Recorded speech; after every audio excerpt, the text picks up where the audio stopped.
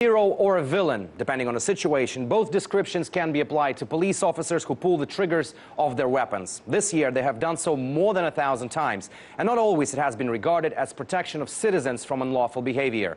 Two major media outlets have compiled publicly available data. All you need to know about deaths in the hands of the police in the United States in 2015.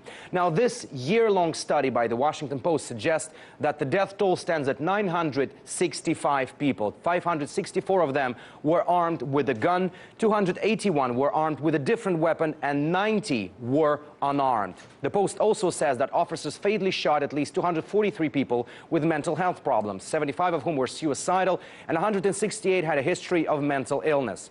Now, a more comprehensive study providing different numbers has been performed by The Guardian. In fact, since the beginning of the year, they've been running the Counted project, basically listing and enumerating all people killed by the police. Their statistics put the death toll at 1125. Contrary to a popular notion of racially motivated killings by the police, more than half of the killed were in fact white. 289 were black, 185 Hispanic Latino, 52 other, 23 Asian, and 13 were Native American. Now, according to the Guardian statistics, almost two-thirds of unarmed 216 people were non-white. That's 3 in 5.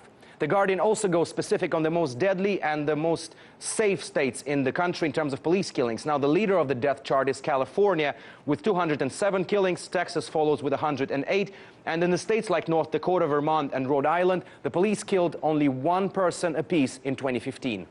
Numbers can differ, certainly. Regardless of statistics, we know that not only one bullet can break someone's life, but also can take people out into the streets, and we've seen a number of protests this year. But believe it or not, another alarming statistic: in the age of video recordings, dashcam footage, and the internet, only 6% of fatal shootings by the police in 2015 were actually captured on video. That may have affected the other stat. Less than 4% of deaths in the hands of the police have actually spurred protests in the U.S. cities.